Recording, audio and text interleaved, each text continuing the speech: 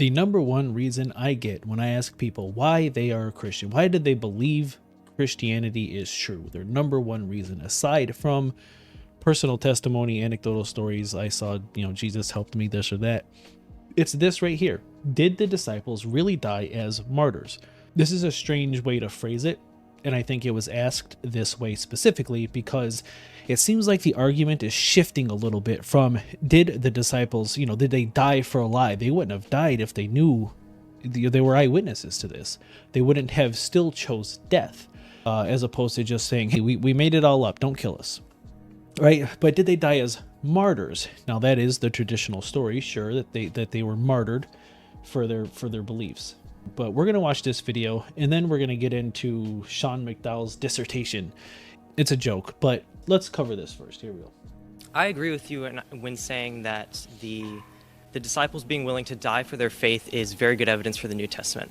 However, there are some critics who would argue that none of the disciples are actually technically martyrs because we have no historical evidence of them being given the chance to recant immediately before their death. Okay, the question is, he likes the argument that people will die, the apostles died, but there is no historical evidence they were given the opportunity to recant before their death. That's the question? Yes, sir. Okay, the person that has done the most recent work on this and investigation is Dr. Shawn McDowell, son of Josh McDowell. And if you go to Amazon, you can find his work, which was his doctoral dissertation, Fate of the Apostles. Now, see, here's my first problem with Frank Turek, is he's always shilling for a book. If you do want to look at Sean McDowell's dissertation, you don't have to go on Amazon and purchase it. Just Google it. It pulls right up. You don't have to buy this thing. Tell people where you can find this for free. Frank, why are you trying to hide it behind a paywall? unfortunately, it's very expensive because they don't It's 100% free. Just Google it. I pulled it up. It's fine. make many of these books. But if you read that, you will see that you don't even need, first of all, there is no one who has ever recanted. Would expect if they were doing this for some other reason that at least one of them would have recanted. Do you need somebody to ask you to recant? Oh, there was a jump there. I wonder. I'm gonna have to find this full video because that was definitely a skip. I wonder what he said in between there. If they're about to kill you, and you know for decades, that was certainly the case with Peter and Paul, or at least several years, that their physical safety was threatened by being Christians. They didn't need anybody to come up to them and say, would you recant now? When you do look at historical accounts, however, I'm trying to think if it was Pliny the Younger who told someone writing to him, or maybe it was Trajan that told Pliny the Younger. I can't remember the exact scenario, but they... So what he's referring to here is essentially, this is in Sean McDowell's dissertation. There's a writing that says that they were allowed to recant. They give them like 2 or 3 chances. But it also says in a dissertation that this was later on in like the 2nd century, 150, or I think was when this letter came from. But during the apostles' times, there's zero evidence that they were given the chance to take it back. They were just going to die anyway. They basically said, offer a Christian the opportunity. See, Frank Turek, he's lying to you right now, because what he's trying to portray here is that the apostles were offered the opportunity to recant, and if they don't, then you can kill them. But in Sean McDowell's dissertation, he says, no. This is not true. Well, he doesn't say it.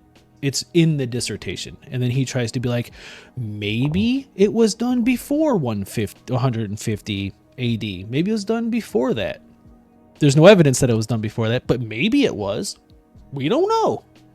To recant, and if they don't, then you can kill them. So just because we might not have exact descriptions of how they died, doesn't mean you got a lot less than that, Frank.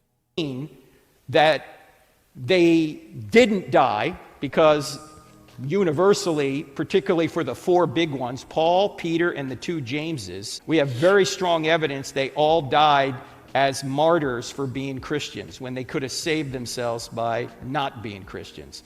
So Frank Turek just told a flat-out lie. There is no strong evidence that they could have been saved by not being Christian. Maybe he means that if they just never did the Christianity thing at all, but when they were doing the Christianity thing in the beginning, their lives weren't being threatened. So that's the difference. Why would they do that? And It's not like they were walking around as the apostles hanging with Jesus and their lives were under threat. This came much, much later on. They were already Christians at this point. were all eyewitnesses of this. Why would Christ they do that if followers. it didn't happen? I think someone who says it didn't happen has to provide a lot of evidence to suggest that they did it knowing it was false and went to their deaths anyway. Okay, so the die for a lie, right? There's a lot of problems with this. Number one, I would like to see a list of who the 12 apostles actually were. A clear list, a concise list of just 12 names. We can start there. Once we get that established, aside from church tradition, stories, if you will, they made it up. Did the apostles actually die? Well, of course they died at some point, right? But were they killed because they were Christians, because they wouldn't recant? This is the real question. Now, in Sean McDowell's dissertation, which you can pull up, it's right here. It's free. Repository. Just type in Sean McDowell dissertation. It pulls right up. And there's a lot of stuff going on in this dissertation, and we're going to go over it real quick. Starting with the methodology. I have a problem with Sean McDowell's methodology, because essentially, if you read through his methodology, his methodology is basically going off of oral stories, tradition, exactly what I said just a moment ago. Did they actually die, or is this just the stories that have been told? There's not much evidence. And in fact, in this dissertation, he uses the word tradition over 50 times. 742 times to be exact. I don't know why Sean McDowell felt the need to go through this long methodology, but essentially all he's saying is that he was going to read a bunch of stories. Testimony, oral tradition, essentially, is what he's going off of, which is exactly what the church does go off of for the deaths of the apostles. It's tradition. They don't know. They don't have a clue. Some of them more than others, sure, but by and large, it's just tradition, church tradition. Let's go down to how he defines a martyr. He says, perhaps the strictest possible definition, involving death for the confession of the Christian faith. That's how he defines a martyr, dying because you say you're a Christian. Fortunately, he says this applies even if the confessor is not given an official opportunity to recant, for he or she continues in the faith with knowledge of the outcome that may result from such belief. This completely dismantles the argument of dying as a martyr. This dismantles the arguments of the apostles, because they were essentially, what he's saying is that he's including the deaths of the apostles to be martyrdom, even if they were not given the opportunity to say, I don't want to be a Christian anymore, I lied. Essentially, they very well could have tried to recant at the time of their death. Is there evidence that they did? No, because why would there be? Nobody cared about this at the time. Christianity was barely even a thing when the apostles were dying. Nobody would have recorded the fact that they tried to recant. But he's including that they very well could have. This, if you include that definition of martyrdom, it completely, it dismantles your argument entirely. They very well could have tried. They just weren't given the opportunity to. The apostles could have said, no, I made it up, I was lying. And then they killed them anyway. And Sean McDowell would include that as a martyr. I don't know. Okay, let's go on. Page 21. So this is what he was talking about with that, what is it, Pliny's? So he says, with the exception of Andrew in the Acts of Andrew, which isn't even in the Bible, there are no individual historical accounts to indicate that the apostles were given the opportunity of recanting their faith at the moment of their deaths. The earliest record for executions merely being named Christian comes from Pliny, who wrote, and this is at 112 AD when this letter came in. But there are no individual historical accounts to indicate the apostles were even given the opportunity of recanting their faith at the moment of their deaths. So this is no longer dying for a lie, because they very well may have tried to, and he's including this in his definition of martyr. What else we got? What other problems do I have? So this is a very long dissertation. I do encourage you to read it. Well, not all of it. You can kind of skip over. Let's see. You can skip over a lot of it.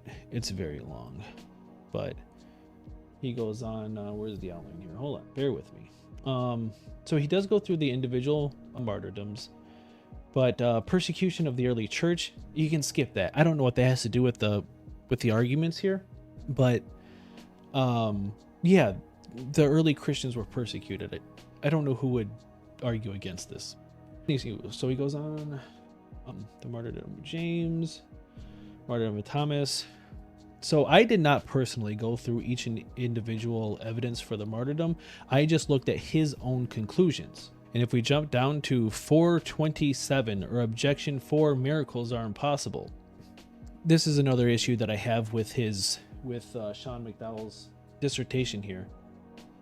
Okay, the argument that they were willing to suffer and die, and many of them actually did die for their belief that they had seen Jesus. The argument is that they were willing to suffer and die, and many of them did actually die for their belief that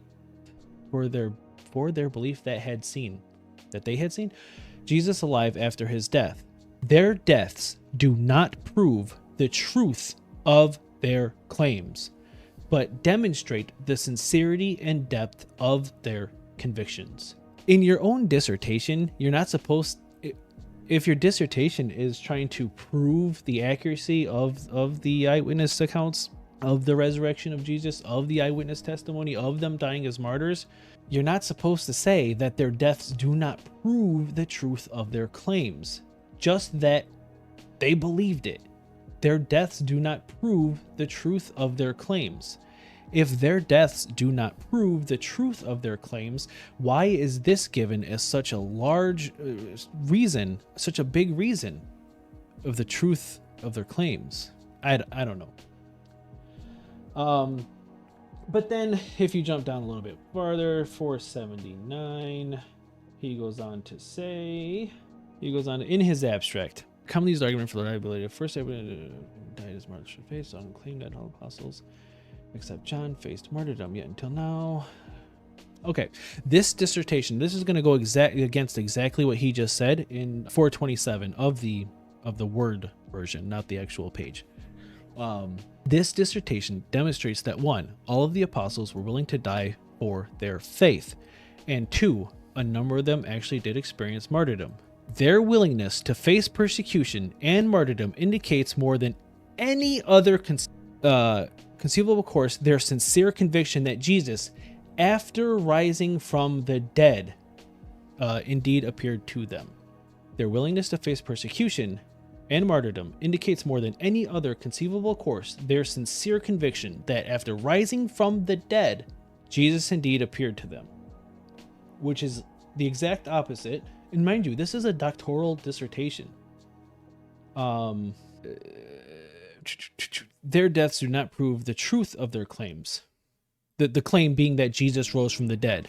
And then this is not compatible, Sean McDowell. I'm not by any means a PhD candidate, but I can pick apart this dissertation. It's terrible. And I'm trying to keep this video relatively short, so I can't pick apart everything. I was just doing some of the highlights of how terrible this is. So anywho, so in the conclusion of his dissertation, even if you broaden the term of martyrdom to include that they were not given the ability to recant, they were going to die no matter what. It's not like they said, recant or we'll kill you. And they were like, no, Jesus rose from the dead. And then they were killed for this. He's not including that definition of martyrdom. He's including that they weren't allowed to recant. They said, hey, we're going to kill you no matter what. So you could very well say that the apostles would have been like, well, if I'm going to die anyway, may as well, not go out a liar. I don't know. it doesn't make a whole lot of sense. But even if you include all of that, so if you take into account tradition being his main source, oral stories, literally just stories, and you include that definition of martyrdom, this right here is the best he could get. This is the best he could get, is that Peter, Paul, and James have the highest possible probability of actually having died as martyrs. This is terrible. 3 out of 12. 1 gets very probably true. 2 get more probable than not. More possible than not. Bartholomew and James, the other James. Hey, hold on, didn't he say both the Jameses? Now, We're going to jump back just a little bit here. That was particularly for the 4 big ones, Paul, Peter, and the 2 Jameses. We have very strong evidence they all died as martyrs for being... Yeah, he did say Paul, Peter, and the 2 Jameses. James didn't even make it to the upper 50th percentile here. He's in the lower half, you liar. Now, even given such a generous definition of martyrdom and such a generous methodology of just literally listening to people's stories that have been written down from all across time, well, since the apostles, of course, Philip, Matthew, Thaddeus, Simon, and they're just possible. I mean, it's possible. We can't rule it out. And then, of course, John, improbable, because I think the story is that he died of old age somewhere, right? And even then, he doesn't say that he didn't die as a martyr, even though church tradition would show that John did not die as a martyr. I think he died of old age doing some missionary work somewhere. He still can't say that it didn't happen. He just says it's improbable that he died as a martyr. These guys, it's possible. We don't know. Bartholomew and the other James, it's more possible than it's not. It's what? More possible than not possible? I don't know. That's just a strange way to word it. More probable than not. How can you look at the results of all of this research, and the best you can get is 3 of the 12 just have the highest possible probability? What is the probability? What is the highest possible probability? That makes no sense. It's expanded a little bit in his methodology of how he ranked these, but how do you know what the highest it doesn't matter. I'm not getting into all of that. I just wanted to point out the silliness of this dissertation and how little evidence there actually is that any of these people died for their lie, or that they had the chance to take it all back, to say, hey, we were just joking about all that. By the time the Romans got to their door, it was probably too late to recant. And yet this is one of the biggest reasons given as to why people believe that Jesus actually did rise from the dead.